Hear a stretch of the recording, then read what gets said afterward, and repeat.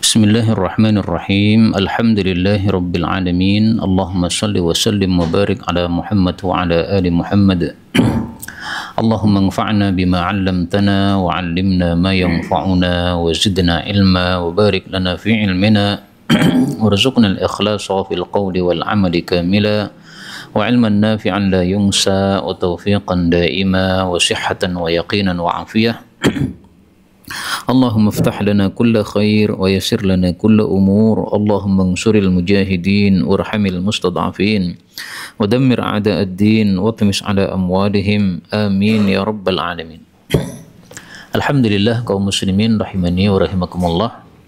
Kita lanjutkan pengajian hadis kita.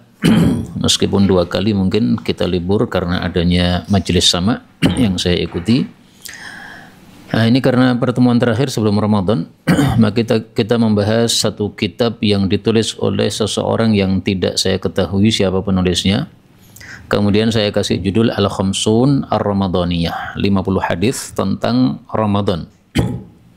Karena isinya adalah 50 hadis yang sahih tentang hukum-hukum dan sunnah-sunnah dan fadilah bulan Ramadan dan puasa padanya. Ini 50 hadis, kalau kita bahas satu hadisnya 1 menit, ini selesai dalam 50 menit atau 1 jam. Ya. Bisa dibahas dengan ringkas.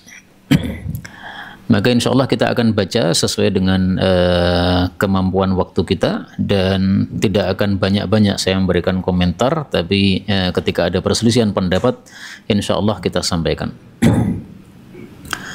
Yang pertama, bismillahirrahmanirrahim. An Ibni Umar radhiyallahu anhuma anin Nabi sallallahu alaihi wasallam qala la tasumu hatta tarawul hilal wa la tuftiru hatta tarawhu fa in ughmiya alaikum faqduru lahu.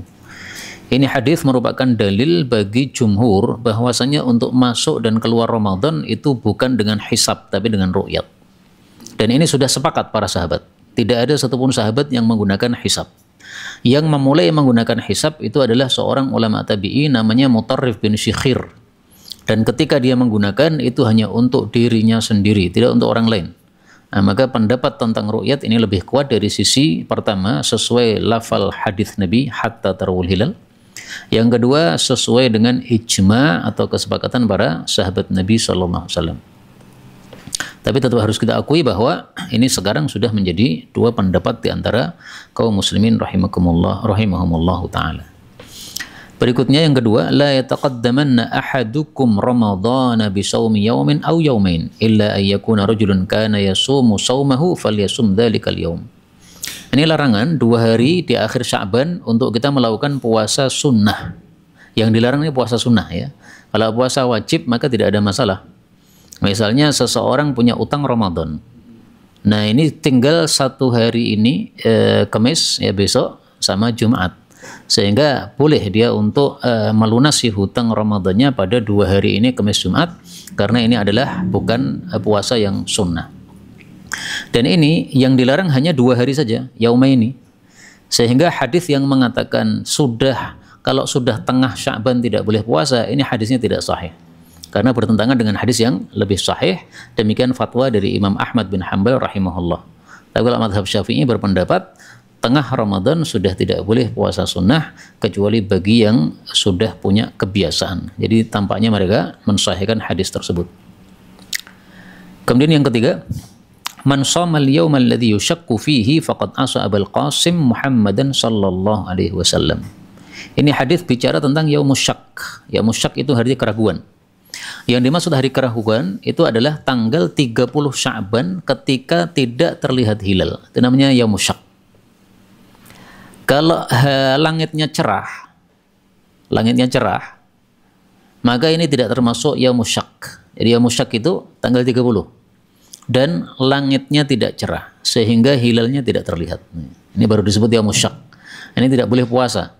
Kalau nekat puasa maka durhaka kepada Rasul sallallahu alaihi wasallam, karena Rasulullah sudah melarang puasa 2 hari sebelum masuknya Ramadan. Adapun hikmahnya kenapa 2 hari sebelum masuk Ramadan dilarang puasa? Karena dalam Islam ini tidak boleh ada ibadah wajib dengan sunnah ini bersambung atau bergabung. Makanya setelah salat maghrib kita selesai tidak boleh langsung berdiri salat sunnah. Ya zikir dulu, kemudian salat sunnah. Salat isya tadi juga begitu. salam langsung sholat tidak boleh ya, karena harus ada pemisah antara dua ibadah, yang satunya wajib, yang satunya sunnah. Kemudian yang keempat, idza jaa Ramadan futtihat abwabul jannah wa ghulliqat abwabun nar wa suffidatis syayatin. Ini fadilahnya Ramadan, ada 3. Pintu jannah yang jumlahnya 8 dibuka, pintu neraka yang jumlahnya 7 dikancing, dan setan-setan dibelenggu. Nah, di sini Rasulullah mengatakan jaa Ramadan, berarti boleh mengatakan Ramadan tanpa ada tambahan syahru. Dan ini pendapatnya jumhur ulama rahimahumullahu taala. Menyelisih mereka, sebagian ulama berpendapat bahwa tidak boleh mengatakan Ramadan, harus pakai syahru. Tapi ini pendapatnya lemah karena tidak sesuai dengan sabda Rasul sallallahu alaihi wasallam di sini. Beliau hanya mengatakan Ramadan. Kemudian yang kelima, qala Rasulullah sallallahu alaihi wasallam, "Idza kana awwalu lailatin min syahri Ramadhan, suffidatis syayatin wa maradatul jin, wa ghulliqat abwabun nar, falam yuftah minha bab. Wa futihat abwabul jannah falam yughlaq minha bab wa yunadi munadin ya baghiyal khairi aqbil wa ya baghiyasy syarri aqsir walillahi utaqa minan nar wa dzalika kulla lailah." Ini sama juga fadilahnya bulan Ramadan. Hanya di sini ada tambahan bahwa setiap malam di bulan Ramadan ada malaikat yang berseru, "Wahai pencari kebaikan, majulah, wahai pencari keburukan, berhentilah." Dan di sini disebutkan syahru Ramadan. Kalau yang tadi tidak pakai syahru, maka dua-duanya boleh. Dan Ramadan ini terjemahnya apa? Atau kenapa disebut Ramadan? Ini ada 2 pendapat. Pendapat pertama mengatakan bahwa Ramadan disebut Ramadan karena membakar dosa-dosa. Dengan sebab puasa kita, dengan sebab tahajud kita, maka dosa-dosanya dibakar oleh Allah Subhanahu wa taala. Pendapat yang kedua, orang-orang Arab seringkali mendapati Ramadan ini pas musim panas. Nah, sehingga disebut Ramadan, yang artinya membakar karena musimnya musim panas. Ya, mungkin dua-duanya sebab itu sama-sama benarnya. Memang Ramadan membakar dosa, dan memang Ramadan sering panas untuk orang-orang Arab. Berikutnya yang keenam, atakum Ramadan syahrun mubarak, faradallahu azza wa jalla alaikum siyamah, tuftahu fihi abwabus sama' wa tughlaqu fihi abwabul jahim wa tughallu fihi maradatu syayatin, lillahi fihi lailatun khairum min alfi syahr, man hurima khairaha faqad hurim. Ini juga bicara tentang fadilah Ramadan. Di sini ada tambahan bahwa yang dibuka itu adalah abwabus sama', pintu langit. Kalau yang tadi pintu surga yang jumlahnya 8. Nah, ini pintu langit dan pintu surga ini tafsirannya sama, sehingga langit yang dimaksud di sini ya surga. Kenapa? Karena orang Arab menyebut sesuatu yang ulu, yang di atas, itu dengan istilah sama. Nah, surga kan di atas. Nah, berarti kadang disebut surga, kadang disebut sama. Seperti ketika Allah mengatakan amintum man fis sama, Allah yang ada di atas. Nah, karena Allah di atas langit sehingga disebut man fis sama. Maka ini bukan berarti pintu langit dibuka juga, tidak ya, tapi yang dibuka adalah pintu-pintu jannah, karena satu hadis dengan hadis yang lainnya saling menafsirkan. Berikutnya yang ketujuh, as-salawatul khamsu wal jumu'atu ilal jumu'ati wa ramadan ila ramadan mukaffiratun ma bainahunna idzajtunibal kabairu atau idzajtanaba al kabaira. Ini menunjukkan bahwa Ramadan sampai Ramadan berikutnya menghapuskan dosa-dosa. Ada 3 yang menghapuskan dosa. Salat sampai salat berikutnya, Jumat sampai Jumat berikutnya, Ramadan sampai Ramadan berikutnya. Nah, kalau salat ini waktunya pendek ya, dari maghrib sampai isya ini paling 1 jam. Kalau Jumat sampai Jumat ini 1 pekan. Kalau Ramadan sampai Ramadan 1 tahun. Ada yang lebih jauh lagi yang tidak disebutkan oleh Nabi di sini, tapi disebutkan oleh Nabi dalam hadis yang lain, yaitu umrah. Nah, sehingga kalau kita sudah umrah, silahkan umrah lagi. Dosa-dosa selama 2 umrah ini dihapuskan oleh Allah Subhanahu wa ta'ala. Ila al-umrati. Hadis riwayat muttafaqun alaih. Al-umrah ila al-umrah kaffaratun lima bainahuma. 10 tahun umrah atau 50 tahun umrah lagi. Awal 5 tahun umrah lagi, 5 tahun umrah lagi. Ini bagus. Berikutnya yang ke-8.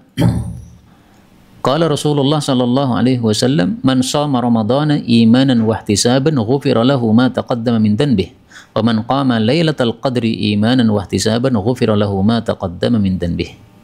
Ini fadilah melakukan puasa Ramadan dan Lailatul Qadar dengan syarat kita melakukannya karena iman dan ihtisab. Ihtisab itu mengharap pahala dari Allah Subhanahu wa taala. Nah, fadilahnya akan diampuni semua dosa kita oleh Allah Subhanahu wa taala. Nah, di sini Lailatul Qadar ada dua tafsiran dari para ulama.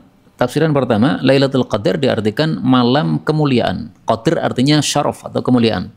Kemuliaannya disebutkan pada surat Al-Qadr, khairum min alfi syahr, ya, lebih baik daripada 1000 bulan. Tafsiran yang kedua, Al-Qadr diartikan takdir. Karena dalam Lailatul Qadar itu takdir selama 1 tahun berikutnya itu akan diperinci oleh Allah Subhanahu wa taala pada malam tersebut. Dan itu juga ada dalilnya. Allah Subhanahu wa taala mengatakan fiha yufraqu kullu amrin hakimin.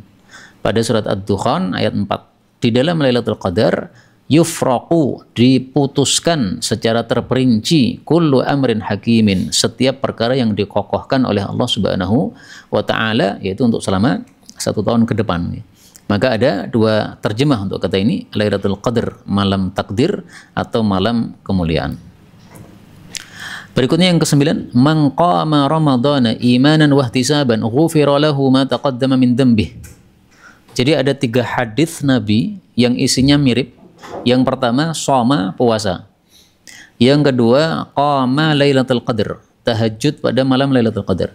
Yang ketiga, qama saja, ya, yaitu tahajud pada bulan Ramadan, tidak harus pada malam Lailatul Qadar.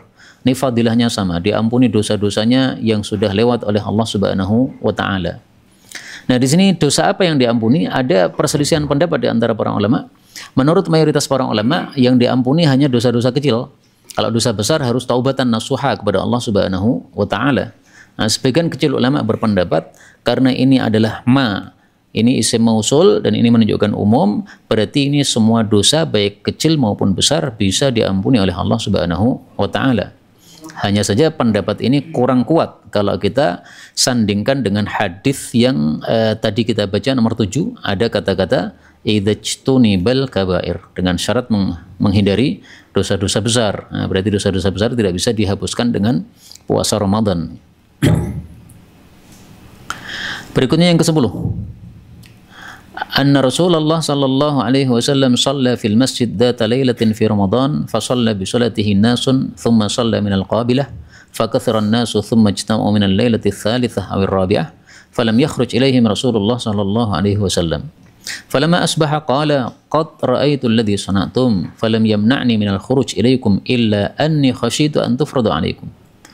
Ini kisah tarwihnya Nabi bersama para sahabat hanya 3 malam. Malam pertama orang-orang datang kemudian bermakmum tanpa diperintah Nabi. Malam kedua lebih banyak, malam ketiga lebih banyak.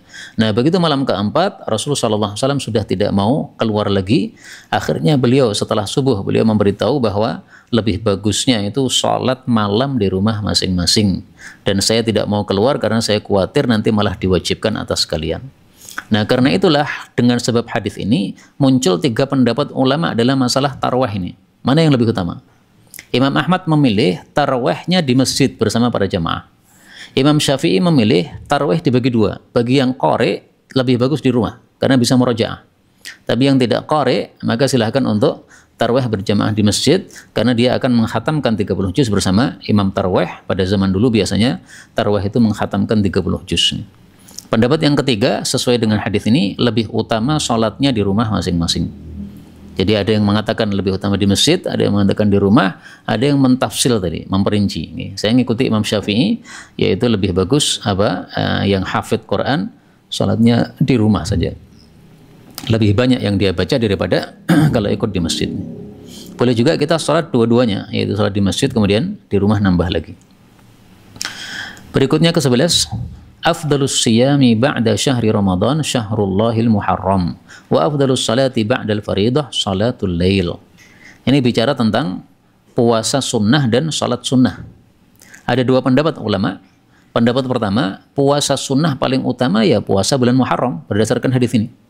Pendapat yang kedua mengatakan paling utama adalah puasa Sya'ban sama Syawal karena mengiringi Ramadan. Berarti hadis ini ditakwil oleh mereka. Puasa yang paling utama setelah Ramadan dan puasa yang mengiringinya adalah puasa Muharram. Nah, pendapat pertama enggak mentakwil. Pokoknya Nabi mengatakan Muharram, nggak usah ditakwil-takwil begitu. Demikian juga salat sunnah yang paling utama, ada dua pendapat. Pendapat pertama mengatakan salat malam karena ini paling berat. Pendapat yang kedua mengatakan salat qobliyah dan ba'diyah karena mengiringi ibadah wajib. Jadi sesuatu yang wajib kan mulia. Nah, yang mengiringi juga ikut mendapatkan kemuliaannya. Itu cara berpikir mereka rahimahumullah taala. Saya pribadi cenderung pendapat pertama ya, sesuai tekstual hadis, ya salat paling utama salat malam. Dan menurut saya lebih masuk akal karena salat qabliyah ba'diyah banyak yang melakukan, Pak. Tapi salat tahajud tidak banyak yang melakukan. Nah, sehingga salat tahajud menjadi lebih utama karena itu juga karena lebih berat. Ini sangat masuk akal sekali menurut saya, wallahu a'lam bissawab. Berikutnya ke-12, Bunyal Islamu ala khamsin syahadati an la ilaha illallah wa anna Muhammadar Rasulullah wa iqamis shalah wa ita'iz zakah wa hajjil baiti wa shaumi Ramadan.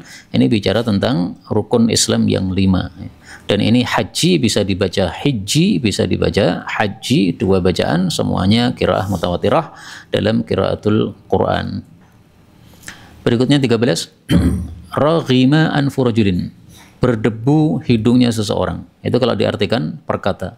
Kalau diartikan langsung maksudnya raghima anfu rajulin, rugi seseorang. Dzukirtu indahu falam yusalli alayya. Disebut saya di hadapan dia, dia tidak mau membaca selawat.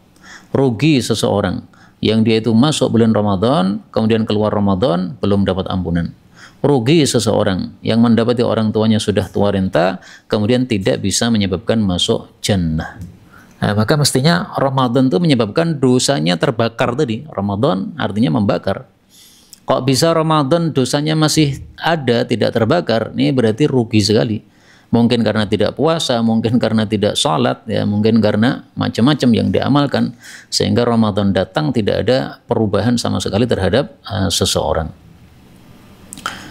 Berikutnya 14, inna fil jannati baban yuqalu lahu ar-rayyan yadkhulu minhu as-shaimun yaumal qiyamah la yadkhulu ma'ahum ahadun ghairuhum yuqalu ayna as-shaimun fayadkhuluna minhu fa idza dakhala akhiruhum ughliqa falam yadkhul minhu ahadun. Ini bicara tentang fadilah orang-orang puasa besok di akhirat, dimasukkan jannah lewat pintu rayyan.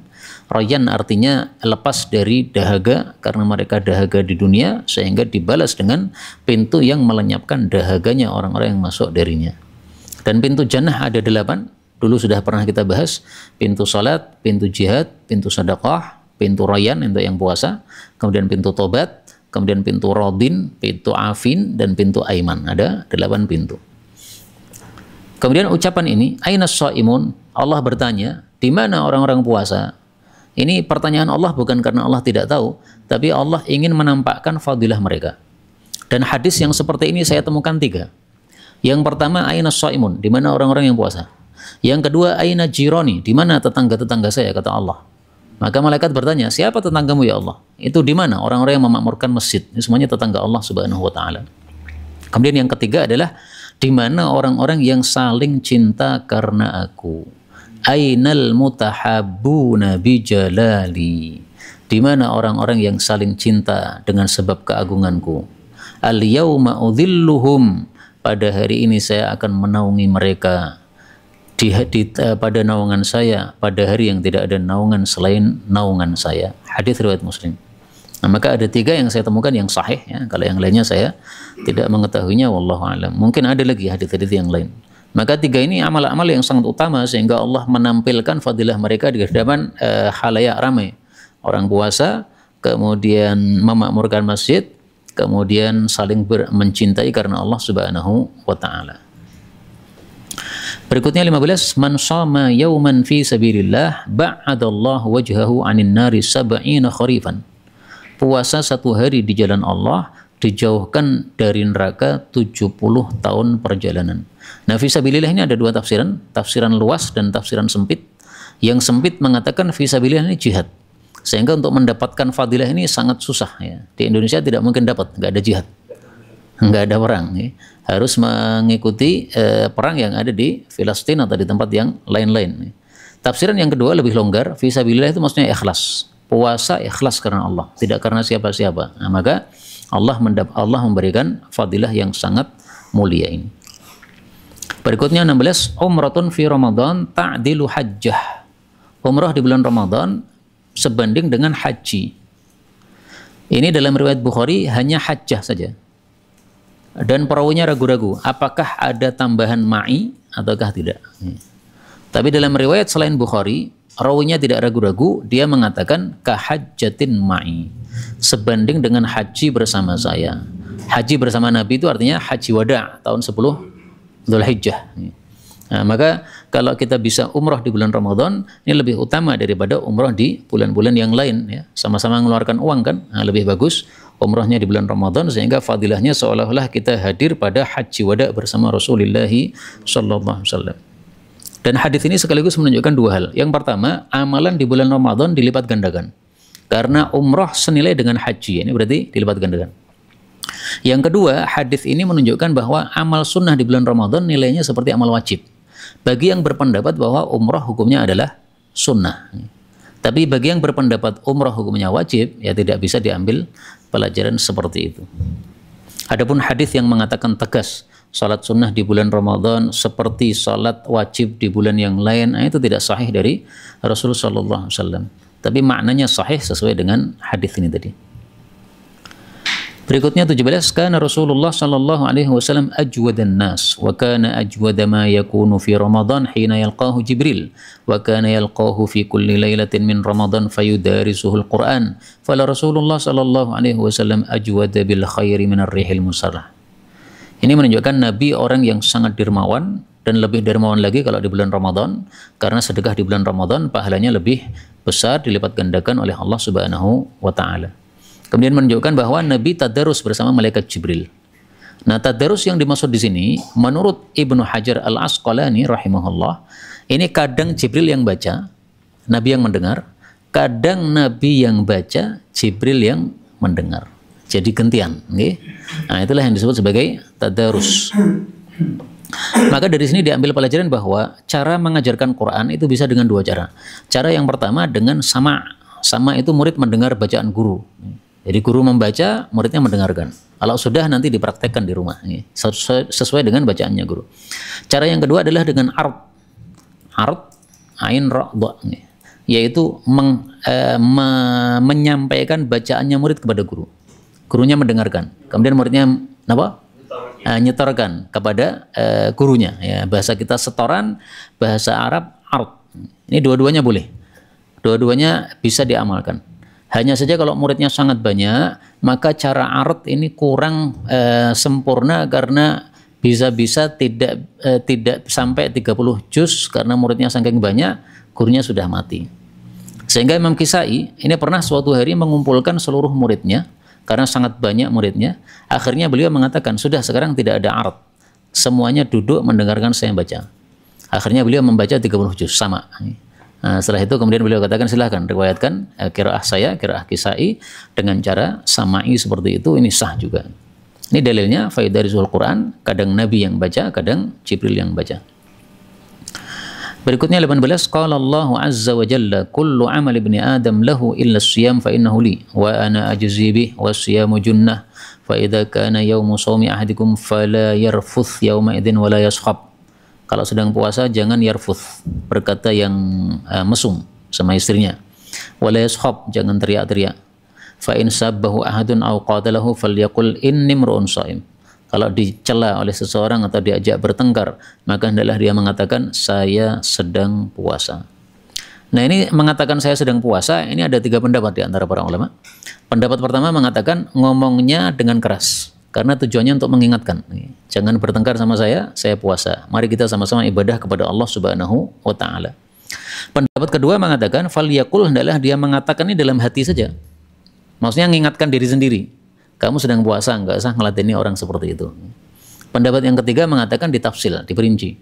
Kalau puasanya wajib, maka mengucapkannya ini dengan keras. Kalau puasanya sunnah, maka mengucapkannya ini dalam hati. Ini sebenarnya tafsil seperti ini memang tidak ada dari Rasulullah sallallahu alaihi wasallam. Tapi ya masuk akal ada pendapat tersebut, karena amalan sunnah itu memang lebih bagusnya disembunyikan daripada ditampak-tampakkan. Walladzi nafsu Muhammadin biyadihi la khulufu famis shaim atyab indallahi yaumal qiyamati min rihil miski. Ini menunjukkan bahwa bau mulutnya orang puasa nanti di akhirat menjadi sangat wangi, lebih wangi daripada minyak wangi misik, dan ini sekaligus menunjukkan bahwa bekas-bekas ibadah dimuliakan oleh Allah Subhanahu wa taala, karena puasa adalah ibadah kepada Allah. Berikutnya 19. As-siyamu junnatun fala yarfuth wa la yajhal. Wa in imru'un qatalahu aw syatamahu falyaqul inni sha'imun marrataini. Mengucapkannya sebanyak 2 kali. Puasa adalah perisai. Nah, di sini tidak disebutkan perisai apa. Sementara dalam hadis selain Bukhari Muslim itu ada tafsirannya, yaitu minan nari, perisai dari api neraka. Sementara itu para ulama-ulama mengatakan bahwa puasa itu perisai dari maksiat. Padahal sabda Nabi perisai dari neraka. Dan ini tidak bertentangan, karena antara maksiat dengan neraka ini disebut mutalazimani, saling melazimi. Kalau maksiat masuk neraka gara-gara maksiat. Nah, sehingga ini tafsiran para ulama tidak bertentangan dengan sabda Rasul sallallahu alaihi wasallam. Berikutnya 20. Rubba sha'imin laisa lahu min siyamihi ilal ju' wa rubba qa'imin laisa lahu min qiyamihi ilas sahar. Betapa banyak orang puasa tidak mendapatkan dari puasanya selain lapar. Betapa banyak orang tahajud tidak mendapatkan dari tahajudnya selain begadang.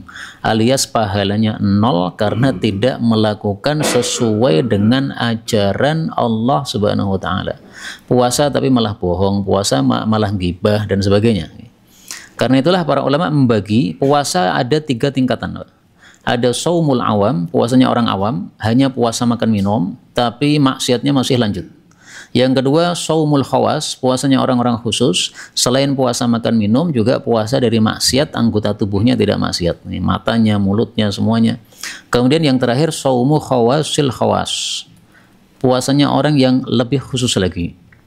Puasa makan minum, puasa anggota tubuh dari maksiat, dan puasa hatinya tidak memikir selain Allah Subhanahu wa taala.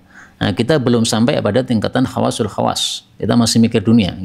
Maka mari kita tingkatkan dari saumul awam menjadi saumul khawas. Jangan sampai seperti hadis tadi tidak ada nilainya di hadapan Allah Subhanahu wa taala. Makanya hadis berikutnya 21 ini contoh bagaimana puasa itu enggak ada nilainya. Rasul bersabda, "Man lam yada' qaulaz zur." Siapa yang tidak meninggalkan perkataan batil. Perkataan batil umum ya. Gibah itu batil, kemudian menipu itu batil, kemudian menggunjing itu batil, menuduh itu batil, wal amala bihi, dan perbuatan yang batil. Falaysa lillahi hajah, Allah tidak butuh fi ayyada'a ta'amahu wa syarabahu, terhadap puasa yang dia lakukan, alias pahalanya 0 di hadapan Allah Subhanahu wa taala. Berikutnya 22, man lam yubayyitis siyam, siapa yang tidak meniatkan di malam hari untuk puasa, qabla al-fajri fala siyama lahu. Ini berlakunya untuk puasa yang wajib. Adapun puasa sunnah boleh niatnya itu di siang hari, yang penting belum makan. Karena Rasulullah juga kadang-kadang niat puasa sunnah tapi setelah subuh, karena nggak adanya makanan. Tapi ini masalah khilafiyah, memang ada 3 pendapat. Pendapat pertama, niat harus malam hari, baik itu puasa wajib maupun sunnah. Pendapat yang kedua, niat boleh siang hari, baik itu puasa wajib maupun puasa sunnah. Pendapat yang ketiga ini yang terpilih. Untuk puasa wajib, niatnya harus malam hari. Untuk puasa sunnah, niatnya boleh siang hari. Kenapa? Karena ada 2 dalil yang kalau kita tidak kompromikan, maka berarti kita membuang salah satu dalil. Padahal sama-sama sahih. Nah, ini dalil nomor 22, ini adalah wajib niatnya malam hari. Sementara dalil 23, ini adalah boleh niatnya siang hari. Dakhala alayya an-nabiy sallallahu alaihi wasallam dzata yaumin faqala hal indakum syai'? Nabi tanya, apakah ada makanan pada pagi hari? Maka dijawab, la. Faqala fa inni idzan sha'im. Kalau begitu saya puasa saja. Nah, berarti niatnya setelah subuh, ini enggak ada masalah. Tapi ini pun juga khilafiyah. Bolehnya niat setelah subuh ini sampai kapan? Pendapat pertama mengatakan sampai matahari tergelincir. Kalau sudah tergelincir matahari, niat nggak bisa. Pendapat Imam Bukhari, meskipun setelah tergelincir matahari, nggak ada masalah. Ya, karena Nabi tidak pernah membatasi. Memang dalam kasus ini, dakhala alayya, ini maksudnya pada pagi hari. Ya, sebagaimana dalam riwayat yang lain. Tapi Nabi kan tidak membatasi ini khusus pagi, nggak begitu. Nah, sehingga mau pagi, mau siang, silahkan aja, mau sore, silahkan. Yang penting dari subuh sampai kita niat tadi, belum makan apa-apa sama sekali. Berikutnya 24. Anna Rasulullah sallallahu alaihi wasallam kana yudrikuhul fajru wa huwa junubun min ahli thumma yaghtasil wa yusum. Rasulullah junub, kemudian masuk adzan subuh, masih belum mandi. Tapi beliau tetap puasa. Dan seperti ini boleh, dan ini adalah ijma, sepakat, enggak ada perselisihan. Dulu ada perselisihan, yaitu Abu Hurairah berpendapat puasanya tidak sah. Tapi setelah Abu Hurairah dikasih tahu hadisnya Aisyah dan Ummu Salamah, maka Abu Hurairah kemudian rujuk dari pendapatnya tersebut. Dan ini termasuk contoh khilafiyah yang munculnya zaman dulu saja. Setelah itu sudah punah. Ada juga sebaliknya, Pak. Ijma zaman dulu, tapi setelah itu malah muncul perselisihan pendapat. Sehingga perselisihan itu termasuk perselisihan yang lemah. Contohnya tadi, ru'yatul hilal itu sudah ijma para sahabat. Tiba-tiba muncul pendapat yang memakai hisab. Akhirnya sekarang pendapat itu semakin besar. Nah, ini contoh adanya khilafiyah setelah adanya ijma, dan itu termasuk satu kesalahan ya, karena kalau sudah ada ijma tidak boleh ada khilaf lagi semestinya. Berikutnya 25, tasahharu fa inna fis sahuri barakah. Di dalam makan sahur ada berkah. Ini kalau dibaca sa fathah, makanan sahur. Kalau dibaca su, maka ini memakan makanan sahur. Dan ini dua bacaan sama-sama benar. Kalau dibaca su, berarti berkahnya pada makan yang kita lakukan itu. Makan itu sendiri berkah. Berkahnya apa? Pahala. Kalau kita baca sa, berarti makanannya berkah. Berkahnya apa? Menimbulkan kekuatan sehingga kita bisa bekerja mencari nafkah meskipun dalam kondisi puasa. Tapi sampai di sini dulu sebelum kita lanjutkan. Barangkali ada pembahasan. Baru 25. Separuh kitab, Pak. Harus diucapkan ketika melaporkan niat dari itu. Ya, ada kaidah dari para ulama. Kaidahnya mengatakan an-niyatu mahalluha al-qalbu ijma'an. Niat itu tempatnya di hati, dan ini disepakati oleh para ulama. Nah, sehingga tidak perlu dilafalkan. Dan kata guru kami, ketika seseorang ngambil makan sahur dan dia ada keinginan puasa, ini berarti sudah niat. Karena kalau tidak ada niat, ngapain ngambil makanan? Biasanya jam segitu itu nggak ngambil makanan. Begitu ngambil makanan berarti ada niatnya. Sebentar, saya izin sebentar ya.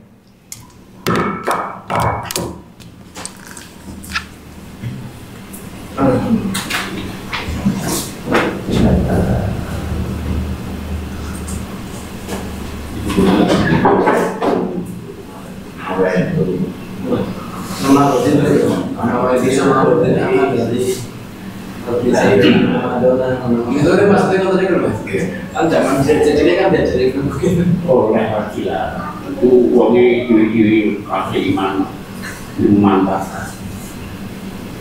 Nah ini kita mau saya maksudnya naik boleh motor kita betul kalau nanti boleh kali mak memegang masjid aku ya saya terapannya saya kira kan masjid dengan wes tekan ini boleh Noleh itu semua rutin anak dari bagi sehari Ramadan dan dimulai hanya disun.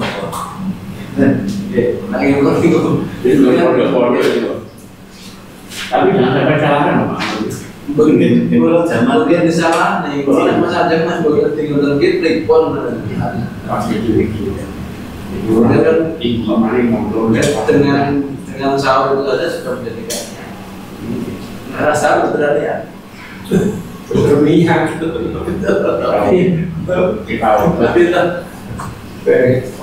kita kalau ini bisa sensasi oleh orang oleh antisipasi mulai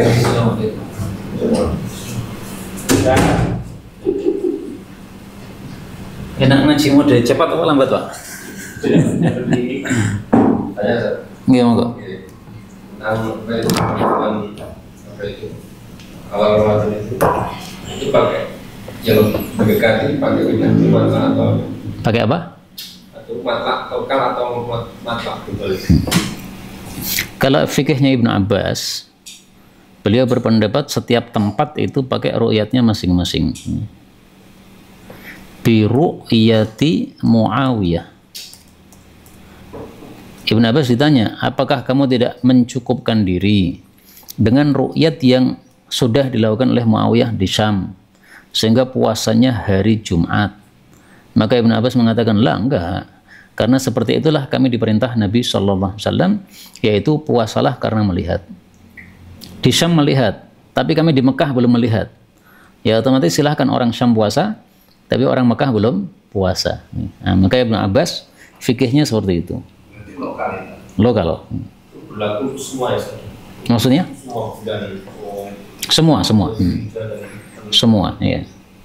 Makanya puasa Arafah itu tidak harus ada wukuf di sana. Karena puasa Arafah itu definisinya puasa tanggal 9 Dzulhijjah. Di negaranya masing-masing. Ya, kalau kita misalnya 9-nya Kemis, meskipun di sana Arafahnya tidak Kemis, nggak ada masalah. Karena definisinya itu puasa tanggal 9 disebut hari Arafah. Puasa Arafah bukan di tempat patokannya di tempat. Bukan ketika ada wukuf, bukan. Karena kalau patokannya ada wukuf, nanti di akhir zaman nggak ada puasa Arafah, Pak. Karena nggak ada yang haji, nggak ada yang wukuf. Di akhir zaman nggak ada yang haji menjelang akhir zaman. Jadi pendapat itu salah. Karena apa? Berarti mengharuskan puasa Arafah hanya ketika ada wukuf. Sementara di akhir zaman berarti sudah tidak ada puasa Arafah kalau pakai pendapat tersebut. Monggo, Pak. Niat di hati. Ketika 1 bulan niatnya sekali atau belum? Niatnya apakah hanya sekali ataukah setiap malam niat? Ini ada perselisihan pendapat. Yang mengatakan niatnya harus setiap malam karena 1 hari puasa itu sudah selesai maghrib. Habis itu sudah putus lagi. Berarti niat lagi. Sama dengan sholat duhur, kalau sudah selesai nanti niatan sholat asar. Kalau sudah selesai sholat maghrib. Pendapat yang lain mengatakan tidak. Puasa Ramadan 30 hari ini satu ibadah. Sama dengan sholat duhur ini 4 rakaat ini satu paket. Nah, menurut panjenengan lebih cocok yang mana? Disamakan duhur, asar, maghrib, isya, atau disamakan 4 rakaat duhur? Kalau saya cocoknya yang 4 rakaat, Pak. Karena puasa Ramadan itu sudah satu istilah, shaum Ramadan. Beda dengan sholat ya, sholat duhur ada istilah, sholat asar ada istilah. Wallahu a'lam. Jadi kalau saya niatnya sekali. Fadal, ada yang lain? Tentang yaum atau yaumain tadi. Iya. 2 hari tadi. Itu maksudnya berarti 2 hari tidak boleh puasa. 2 hari sebelum Ramadan tidak boleh puasa. 2 hari. 28, 29. Kecuali yang sudah biasa. Kecuali yang sudah biasa maka boleh. Kecuali yang mau puasa wajib maka boleh. Selain 2 ini maka nggak boleh. Jadi 2 hari termasuk 2 hari yang syak itu saja. Jadi yaumul syak itu larangannya ada 2 berarti. Hadis tentang yaumul syak dan hadis tentang 2 hari sebelum Ramadan. Kamis besok itu tidak boleh sunat. Kamis itu nggak boleh, besok itu nggak boleh. Kecuali yang udah biasa. Kalau panjenengan suka Senin Kamis silahkan. Kalau saya nggak boleh, karena saya nggak pernah Senin Kamis. Tidak. Tadi Muawiyah itu kan di Syam. Ya. Dengan Ibnu Abbas di Madinah. Itu kan kalau di Indonesia dari Sabang ke Merauke itu sudah lebih jauh. Jadi lebih jauh lagi. Sabang ke Merauke bisa berbeda. Lebih jauh lagi ya. Yakin lebih jauh? Antara Syam dengan Madinah? Syam dengan Madinah 1 bulan loh pakai onta. Oh lebih ya. Wallahu a'lam, saya nggak paham. Bisa jadi, wallahu a'lam. Saya nggak begitu paham masalah itu. Iya, karena luas ya Indonesia. Karena intinya menurut para ulama gini, bukan negaranya bukan, tapi matlaknya. Seandainya negara itu berdekatan dan matlaknya satu, maka mereka anggap 2 negara ini hukumnya satu. Misalnya Indonesia dengan Malaysia atau dengan Brunei, kan dekat sekali. Nah itu seandainya matlaknya satu, maka Indonesia melihat berlaku untuk Malaysia. Malaysia melihat berlaku untuk Indonesia. Nah masalah matlak satu itu saya belum pelajari ilmunya. Kapan disebut matlak satu, kapan tidak. Ini kan maksudnya ilmu falak. Ya. Ilmu falak nggak paham. Apa itu tadi setan belenggu apa di belenggu, ya. Itu maksudnya gimana? Apa tidak ada setan lagi atau gimana? Ada, karena yang dibelenggu cuma marodatul jinni, para pembangkang dari kalangan jin. Jadi tidak semua setan. Ya. Setan korin termasuk yang tidak dibelenggu. Sehingga setan korin masih punya kemungkinan, kemampuan untuk membisiki yang jelek. Maka di bulan Ramadan masih ada saja perbuatan jelek. Orang sandalnya hilang yang bagus-bagus masih ada katanya. Ya. Allahu a'lam. Ya setan manusia. Tapi setan jin masih ada. Karena yang dibelenggu adalah yang marodah kata Nabi, ya, jamak dari marid yaitu yang pembangkang. Maksudnya yang besar-besar, yang yang dahsyat-dahsyat, tapi yang biasa setan kerucuk-kerucuk ini masih berjalan. Terus fungsi dari apa ya Allah membuka pintu surga itu pasti gimana? Ya, ini kan memang sabda Nabi seperti ini ya. Sehingga kita harus percaya meskipun kita tidak bisa memasukinya. Nah, oleh para ulama disebutkan bahwa pada bulan Ramadan ini kita punya semangat yang lebih di dalam beramal baik dan punya kemampuan untuk mengerem dari perbuatan maksiat. Itulah hikmah atau efek dari dibukanya pintu jannah dan dikuncinya pintu neraka ini. Muncul itu. Seperti auranya apa? Iya, ya Allah alam kalimatnya bagaimana, tapi itu hikmahnya. Seandainya pintu jannah tidak dibuka, kita tidak akan mendapatkan seperti itu. Yaitu semangat untuk berbuat baik, baca Quran dan sebagainya. Itu gara-gara ini. Dan ini salah satu dalilnya Ahlus Sunnah bahwa jannah sudah ada hari ini. Kalau Mu'tazilah mengatakan belum ada. Belum ada jannah, belum ada neraka. Nah, mereka bertentangan dengan hadis-hadis yang seperti ini. Jadi pengertian dibuka surga itu bukan dia masuk ya Pak? Belum bisa masuk, karena harus mati dulu. Sekarang kan logikanya dibuka kan dia masuk kita. Iya, tapi harus lewat mati dulu. Itu yang jadi masalah. Apa? Iya, kalau mati tidak memenuhi syarat ya tidak bisa masuk juga. Pintu sudah dibuka, tapi nggak diizinkan ya nggak bisa masuk. Waktu neraka gitu. Sampun? Oh ya, faqad hurima. Ya. Barang siapa yang terhalang dari kebaikan Lailatul Qadar, maka sungguh dia terhalang. Terhalang dari apa? Ini pertanyaannya. Karena tidak ada maf'ulnya. Nah, dalam bahasa Arab, ketika tidak disebutkan maf'ul, ini menunjukkan umum. Berarti al-khairu kullah. Dia sudah terhalang dari semua kebaikan. Karena kebaikan Lailatul Qadar tidak dapat, padahal kebaikan Lailatul Qadar sangat besar sekali. Nah, maka dihapuskan maf'ulnya ini untuk takkid ya, bahwasanya banyak kebaikan yang terlewat dari engkau. Ini uslub dalam bahasa Arab. Kalau bahwa maf'ulnya dihapus, itu malah justru menunjukkan keumuman.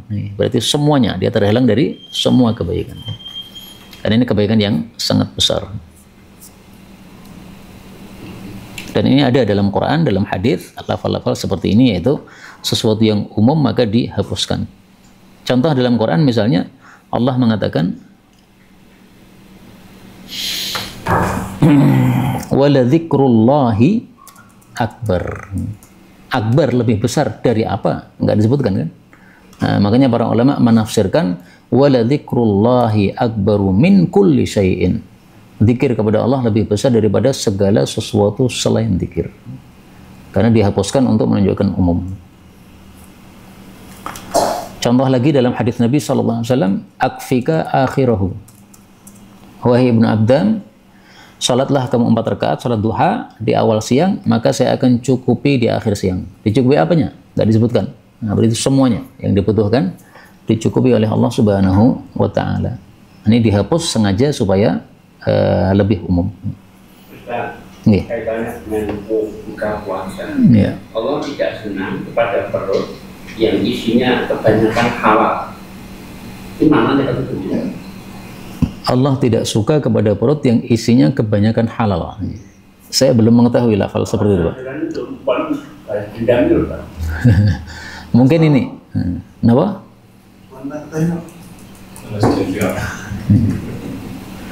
Mungkin yang dimaksud ini. Ma mala'a adamiyun wi'an syarran min batnih. Tidaklah manusia memenuhi satu wadah yang lebih jelek daripada memenuhi perutnya sendiri. Nah, ini levelnya. Cukup bagi manusia itu beberapa makanan yang bisa menegakkan tulang sulbinya. Kalau sudah tegak ya sudah. Maka ini kan 2 snack Pak ini. Ini tidak harus dihabiskan nih. Kalau udah cukup udah. Kalau Pak Sudi ya sudah. Kalau lapar nggak ada masalah. Cukup ya? Rafas tadi saya. Apa? Jangan yarfas itu. Yarfas berkata mesum. Kalau di mana ya, kalau dalam Quran itu kalau Jangan kurang. rafas itu maksudnya Iya, berkata mesum. Fala rafatha, jangan berkata mesum, yaitu berkata kepada istri yang nyerempet-nyerempet masalah jima. bukan, maksudnya bukan langsung berjima, itu bukan. Bukan. Cuma perkataan saja. Perkataan saja nggak boleh. Apalagi jimanya. Tapi memang ada tafsiran Ibnu Abbas, qala Ibnu Abbas ar-rafathul jima, ada. Tapi tafsiran yang lebih populer nggak? Ini tafsirannya. Ar-rafathu, rafath itu adalah al-i'rabah, perkataan yang jelas, wa ta'rid atau perkataan samaran, perkataan sindiran, lin nisa ibil jima, kepada istri untuk melakukan jima. Adapun siang juga, malam juga Pak. kalau malam nggak ada masalah. Berarti hanya berarti siang. Iya, jadi pas siang jangan goda istri. Mau goda nanti malam. Sabar dulu, jangan goda.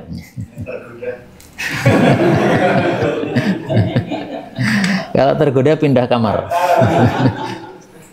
Pindah alam. Kalau dalam ayatnya itu kan itu lain asli rofatul garis. Kalau di situ adalah jima. Oh, itu gimana jima? Iya. Jadi rofath itu memang bisa bermakna jimanya, bisa bermakna muqaddimahnya. Nah, maka tafsiran mana yang diinginkan oleh Allah, lihat kalimatnya.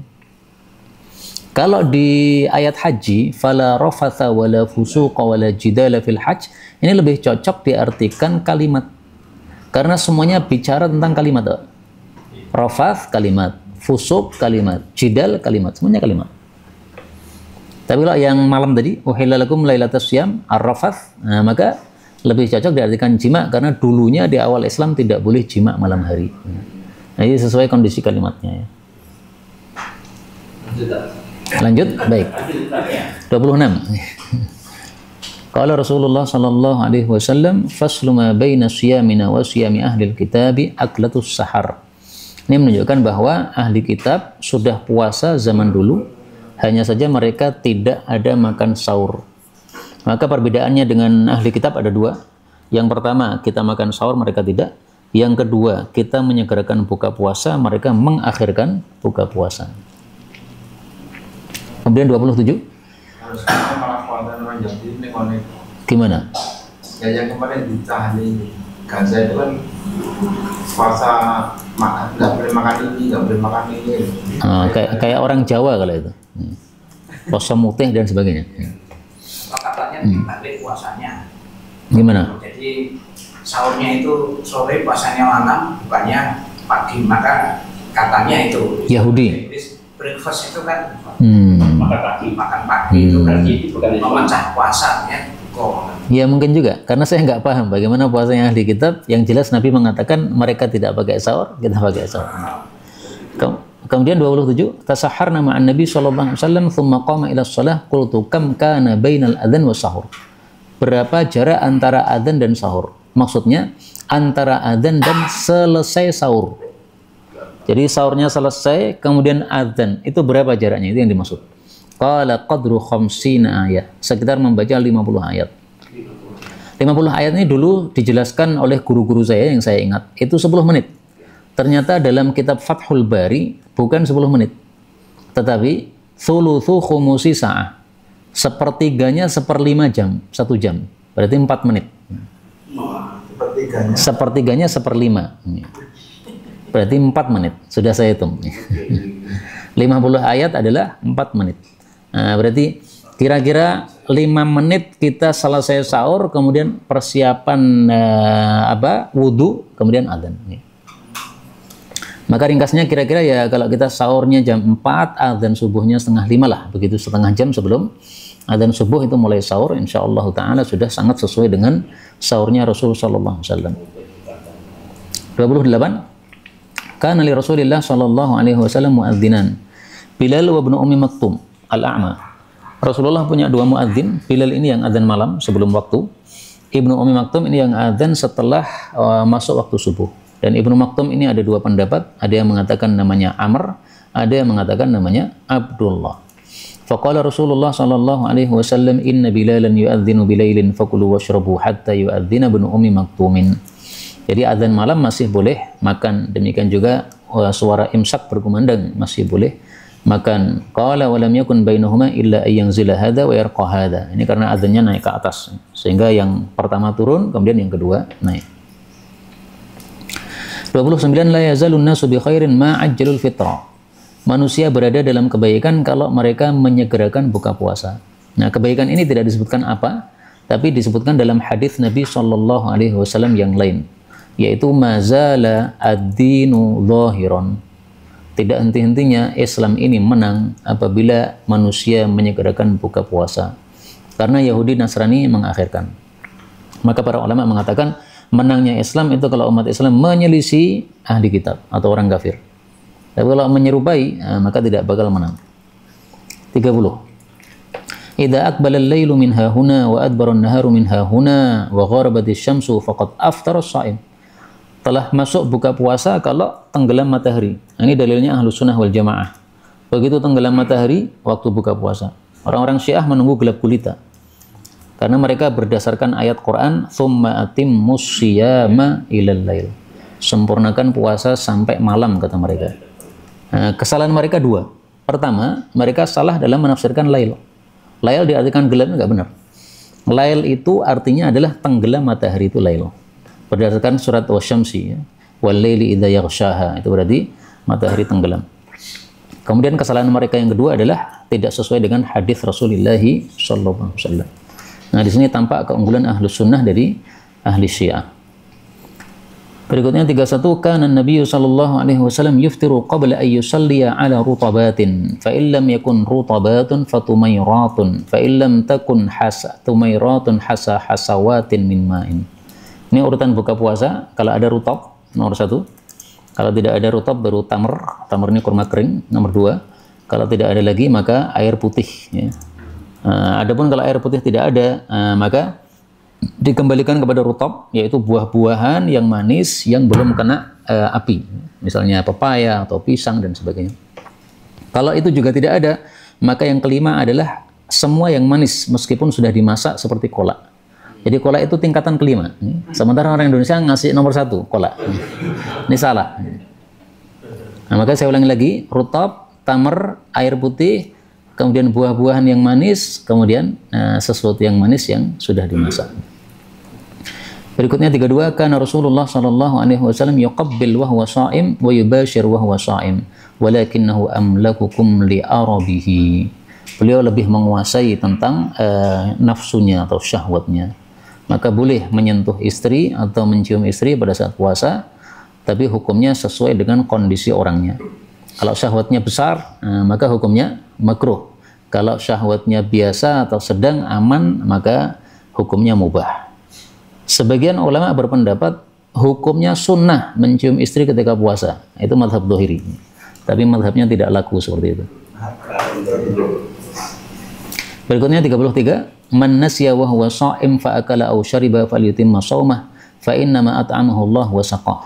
Orang yang lupa malah makan minum padahal puasa, maka disuruh melanjutkan. Berarti puasanya tidak batal, dan ini pendapat jumhur ulama, menyelisih mereka Imam Malik. Beliau katakan puasanya batal sehingga harus diganti pada hari yang lain. Berikutnya 34, man dara'ahul qai'u falaysa 'alaihi qadha wa man istaqa'a 'amdan falyaqdi. Siapa yang terkalahkan oleh muntahnya, maka tidak wajib mengganti puasa. Tapi yang muntah sengaja, maka hendaklah dia mengganti puasa. Jadi pembatal puasa itu tidak hanya sesuatu yang masuk. Ada kalanya pembatal puasa sesuatu yang keluar. Misalnya keluar mani, nah, kalau sengaja itu membatalkan. Kalau tidak sengaja, tidak batal. keluar muntah ini juga kalau dia sengaja batal, tidak sengaja nggak batal. Jadi masalah muntah ini mirip dengan mani ya. Sengaja batal, tidak sengaja tidak batal. Tetap melanjutkan puasanya. Tetap melanjutkan puasanya. Kalau menurut Imam Malik, tetap melanjutkan puasanya karena menghormati waktu, tapi puasanya batal sehingga harus mengganti di hari yang lain. Kemudian juga para ulama berselisih pendapat, ini hukumnya hanya khusus untuk yang makan, minum, atau jima juga. Karena kan puasa meninggalkan 3 ini. Nah, sebagian ulama berpendapat jima pun juga kalau lupa dimaafkan. Tapi sebagian lagi berpendapat khusus jima nggak ada, lupa nggak ada. Karena jima dengan makan minum beda. Jima ada proses, makan minum tanpa proses. Kalau untuk jima kan tetap kena dendanya. Ya, kalau masalah denda ada lagi khusus untuk jima memang ada 3 konsekuensinya. Konsekuensi pertama puasanya batal, konsekuensi kedua harus mengganti, konsekuensi ketiga dia bayar kafarah. Tapi selain ini, selain jima tidak ada 3 konsekuensi ini. Berikutnya 35. Qala Rasulullah sallallahu alaihi wasallam asbighil wudu wa khallil bainal asabi wa baligh fil istinshaq illa an takuna shaiman. Dahsyatkan dalam istinshaq kecuali kalau puasa, maka jangan dahsyat istinshaq. Artinya kalau nekat dahsyat istinshaq pada saat puasa, kemudian masuk tenggorokan, puasanya batal. Padahal dari hidung ke tenggorokan ini bukan jalur yang normal untuk makan, Pak. Normalnya kan mulut nih. Nah, karena itulah para ulama kemudian mengambil fikih semua jalur masuk ke dalam perut ini, ke dalam perut besar, jalur manapun juga itu bisa membatalkan puasa. Makanya dalam fikih Syafi'i kan dibahas bagaimana kalau seseorang itu memasukkan obat lewat duburnya. Apakah itu puasanya batal atau tidak? Bagi mereka batal. Kenapa? Meskipun dari dubur masuk ke dalam. Dan ternyata fikih seperti itu untuk kondisi sekarang itu fikihnya berguna. Karena katanya sekarang ini ada semacam koyo ditempelkan di punggung ya. Kemudian kalau ditempelkan di punggung itu dia memasukkan ke dalam tubuh ini sesuatu kekuatan seperti seolah-olah kita makan. Jadi lapar itu ditempel itu terus jadi nggak lapar. Ini zaman sekarang ya, zaman dulu belum ada. Makanya saya herannya dengan ahli fikih zaman dulu itu mereka sangat detailnya sampai untuk masa modern pun masih bermanfaat. Jadi fikih mereka jangan dilawan, Pak. Hati-hati. Karena mereka ternyata memang punya kelebihan dalam hal berpikir dibandingkan dengan orang-orang biasa. Saya dulu mengira para ulama ini aneh sekali. Masuk dubur kenapa batal? Ini bukan makan, bukan minum, bukan segala macam. Tapi ternyata dasarnya hadis ini. Balik fil istinshaq, ini juga bukan makan minum. Tetapi ya, meskipun ini jalur yang tidak umum, masuk ke dalam batal. Infus dibagi 2. Kalau pengganti makanan maka batal, kalau tidak maka tidak batal.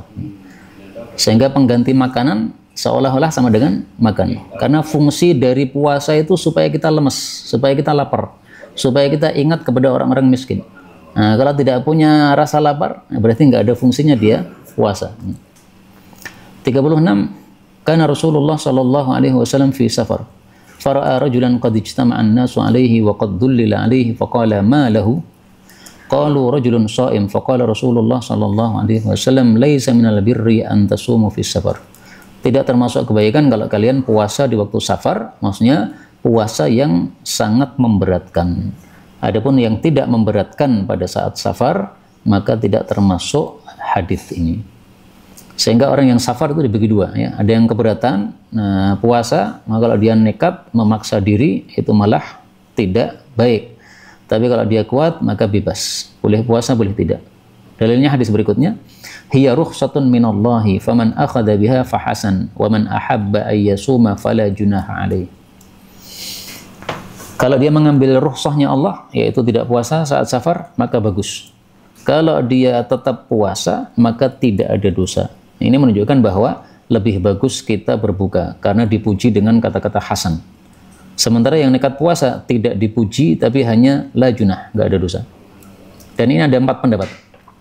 Pendapat pertama, lebih bagus tetap puasa. Pendapat kedua, lebih bagus berbuka. Pendapat yang ketiga, yang lebih bagus adalah yang paling mudah bagi kita. Pendapat yang keempat, tidak ada yang lebih utama. Semuanya satu derajat. Ada 4 pendapat. Berikutnya 38, safar nama Rasulullah sallallahu alaihi wasallam fayasumus shaim wa yuftirul muftir fala ya'ib ba'dhum ala ba'din. Nah, jadi tidak saling mencela antara yang puasa dengan yang tidak pada saat safar. Ini dalil bagi yang mengatakan sama saja, tidak ada yang lebih utama.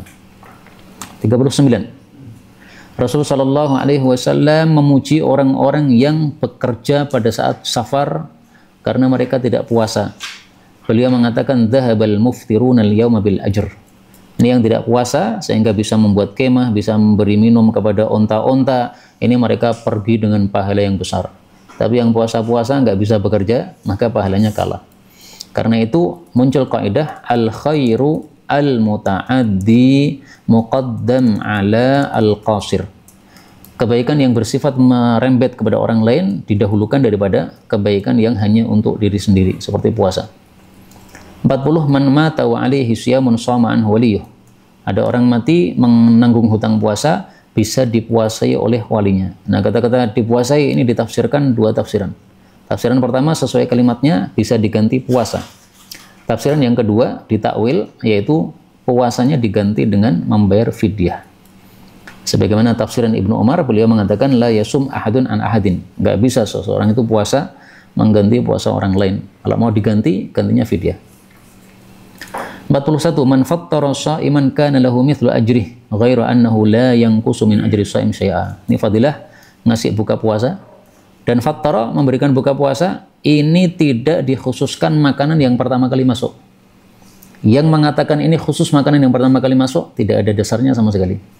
Bahkan para ulama katakan, makanan apapun yang kita berikan kepada orang yang puasa, dia makan kapanpun termasuk hadis ini. Dimakan awal termasuk, dimakan setelah maghrib termasuk, dimakan setelah isya termasuk, dimakan setelah tarwih termasuk. Maka jaburan tarwih termasuk ini, manfaat sha'iman. 42. As-siyamu wal Qur'anu yashfa'ani lil abdi yaumal qiyamah. Yaqulu siyam ay rabbi mana'tuhu at-ta'am wasyahawati bin nahar fasyaffa'ni fih. Wa yaqulu al-Qur'an mana'tuhu an-nawma bil laili fasyaffa'ni fih. Qala fayushaffa'an. Jadi puasa dan tilawah Quran akan berbentuk besok di hari kiamat menjadi sesuatu yang terlihat, ya, kemudian mereka memberikan syafaat kepada orang yang melakukannya. 43, kana Nabi sallallahu alaihi wasallam idza dakhala al-ashru shadda mi'zarahu wa ahya lailahu wa yaqadha lahu. Ini sungguh-sungguhnya Nabi pada 10 akhir Ramadan dalam rangka untuk mencari Lailatul Qadar. Karena itu sebagian ulama di awal Ramadan sampai tanggal 20 ini amalnya nggak berubah seperti hari-hari yang lain. Begitu 21 sampai 30 ini baru kencang. Dan ini diibaratkan oleh para ulama seperti kuda yang sedang berlomba. Ketika dia sudah melihat garis finish, nah itu pasti larinya semakin kencang. Sehingga kita jangan sampai kalah dengan para kuda. Berikutnya kan Rasulullah sallallahu alaihi wasallam yajtahidu fil ashril awakhir ma la yajtahidu fi ghairihi. Berikutnya sama ya. Kana Nabi sallallahu alaihi wasallam ya'takifu fil ashril awakhir min Ramadan. I'tikaf ini tidak ada satupun hadis sahih tentang fadilahnya, tetapi Rasul sallallahu alaihi wasallam selalu melakukan. Bahkan beliau kalau tidak sempat melakukan, maka beliau ganti pada bulan Syawal. Kadang juga diganti pada Ramadan berikutnya, menjadi itikafnya double 20 hari. 46. Iltamisuha fil ashril awakhir min Ramadan. Ini perintah mencari Lailatul Qadar, yaitu paling diharapkan adalah malam-malam ganjil, dan lebih diharapkan lagi adalah pada 7 hari yang terakhir, dan lebih diharapkan lagi adalah pada malam 27. Berikutnya 47. Quli Allahumma innaka afuwun tuhibbul afwa fa'fu anni. Di sini tidak ada karim. Adapun tambahan karim ini dhaif dalam riwayat Tabarani. Nah, maka lebih bagus kita sesuai yang hadis sahih saja. Allahumma innaka afuwun, tidak usah pakai karim karena dhaif. Berikutnya 48. Rasulullah sallallahu alaihi wasallam mewajibkan zakatul fitri min Ramadan 'alan nasi sa'an min tamrin aw sa'an min sya'irin ala kulli hurrin aw 'abdin dzakarin aw untha minal muslimin. Ini zakat fitrah, dan Nabi hanya menyebutkan makanan di sini. Yang pertama tamar, ini makanan. Yang kedua syair, ini juga makanan. Dan ini adalah makanannya orang-orang Arab. Nah, sehingga untuk Indonesia ya pakai beras karena itu makanannya orang Indonesia. dan tidak bisa pakai uang kecuali menurut madhab Hanafi. Ya. Maka ada 3 madhab di sini. Madhab jumhur tidak sah dengan uang. Madhab Hanafi sah dengan uang. Madhab Ibnu Taimiyah menggabungkan 2 pendapat itu. Beliau katakan kalau sangat butuh maka dengan uang boleh. Kalau tidak sangat butuh maka kembali ke hukum asal, yaitu pakai beras. 49 man shoma Ramadan tsumma atba'ahu sittan min Syawalin kana kasyamid dahr. Ini hadis dhaif. Meskipun riwayat Imam Muslim. Kenapa? Karena dalam sanadnya ada seorang perawi yang bermasalah. Adapun hadis yang sahih bukan riwayat Muslim tapi riwayat Nasa'i. Dalam riwayat Nasa'i ini bukan qala Rasulullah tapi qala Abu Ayyub. Berarti dalam riwayat Nasa'i mauquf. Jadi gini, riwayat Muslim ini marfu' sabda Nabi. Tapi fi sanadihi kalam, ya, sanadnya diperbincangkan oleh para ulama, ada sedikit kedhaifan. Kalau riwayat Nasa'i ini mauquf dan sanaduhu sahihun jiddan, sanadnya sangat sahih. Nah, karena itu Imam Bukhari tidak meriwayatkan hadis tentang puasa 6 hari di bulan Syawal ini dalam sahihnya. Karena Imam Bukhari ketat syaratnya. Nah, maka saya pun meyakini bahwasanya ini bukan sabda Nabi, ini hanya ijtihadnya Abu Ayyub Al-Ansari. Dan ini ijtihad masuk akal, Pak. Siapa puasa Ramadan, berarti 30 hari kan? Ditambah 6 hari, berarti kan 336 hari. Padahal 1 hari dipahalai 10 kali, berarti sama dengan kasyamid dahri, puasa 1 tahun. Ini secara ijtihad bisa. Nah, tapi tetap puasa Syawal ini sunnah insyaallah ta'ala. Baik itu sabda Nabi maupun itu perkataan Abu Ayyub Al-Ansari, nggak ada masalah, karena puasa sunnah kapanpun juga diperbolehkan. Hadis terakhir 50.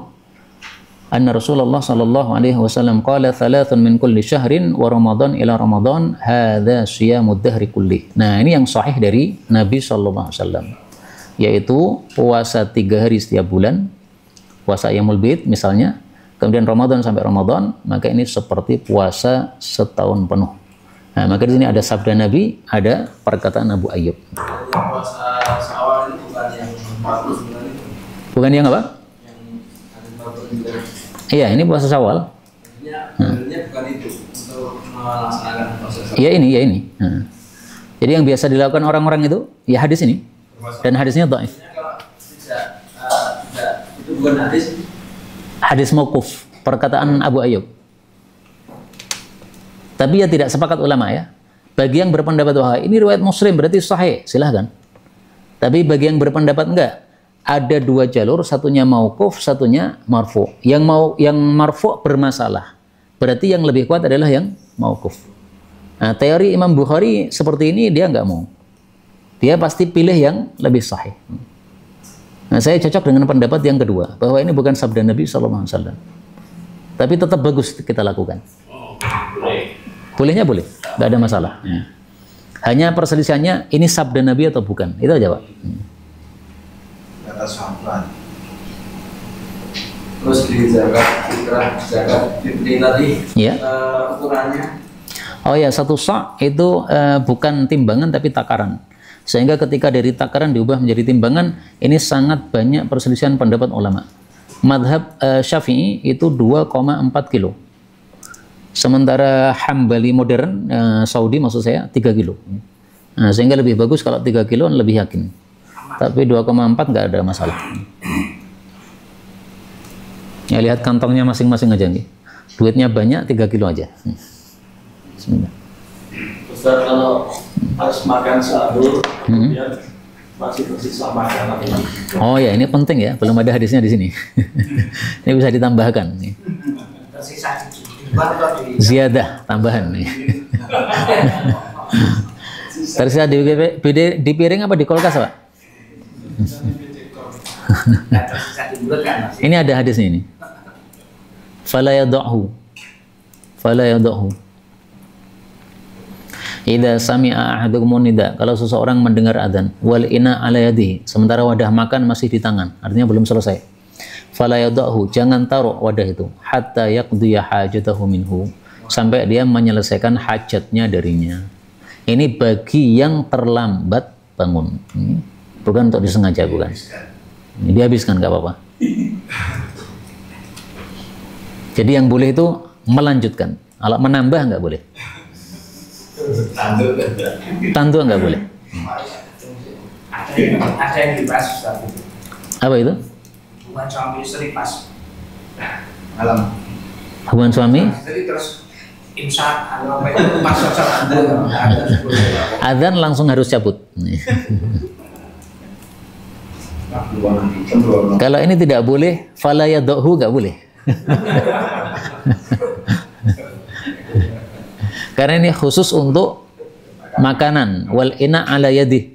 Nabi tidak mengatakan wal istri ala yadih, enggak. Wal ina wal ina. Jadi hukumnya khusus untuk makan. Tanya Ini monggo. yang itu yang saat ini sedang banyak dilakukan di masjid-masjid itu seperti buka bersama dan sahur bersama, itu kalimatnya yang dipakai gimana? Dalilnya? Oh, buka bersama di masjid, Iya. sahur bersama di masjid. Iya. Ada nggak ya dalilnya ya? Yang beri ikhtar saja.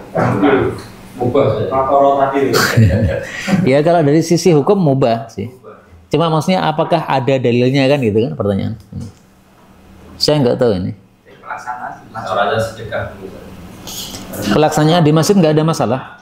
Karena Nabi kadang-kadang makan bersama para sahabat di masjid.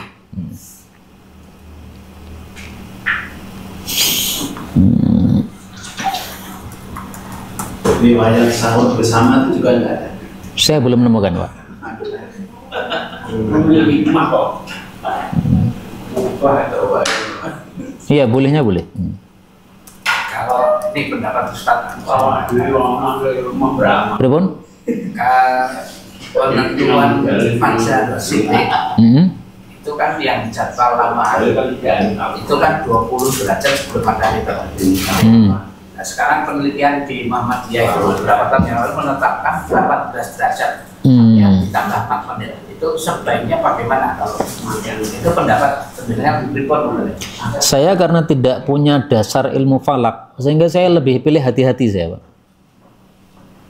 Kehati-hatian saya yaitu mau datangnya ke masjid itu setelah 20 menit atau sekitar lah, enggak 20 menit kencang ya, pokoknya sekitar 20 menit setelah azan subuh. setelah 20 menit setelah azan subuh.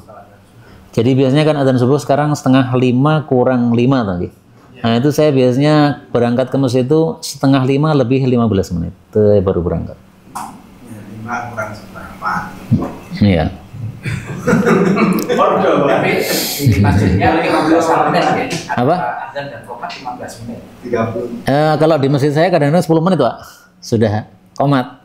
Nah, kalau 15 menit ya alhamdulillah. Oh iya bapak-bapak, jamnya di masjid kalau dibenarkan ya. Kalau maghrib itu saingannya korosek waktu itu. Jam ini pakai. Iya teman. Orang 2 menit itu batal. Di prinsipnya kehati-hatian. Iya, kalau saya hati-hati karena saya nggak punya ilmunya itu. Ilmu falak saya nggak tahu. Tanya Iya, monggo. tahu mana orang yang lupa itu boleh.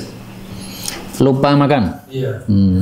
Harus, karena termasuk ta'awanu 'alal birri wat taqwa. Saya pernah bilang penjelasan itu jangan ditegur itu dia itu sudah mendapatkan Allah. Itu disalahkan oleh para ulama. Jadi ucapan seperti itu oleh para ulama dianggap salah. Karena kita disuruh untuk ta'awanu 'alal birri wat taqwa.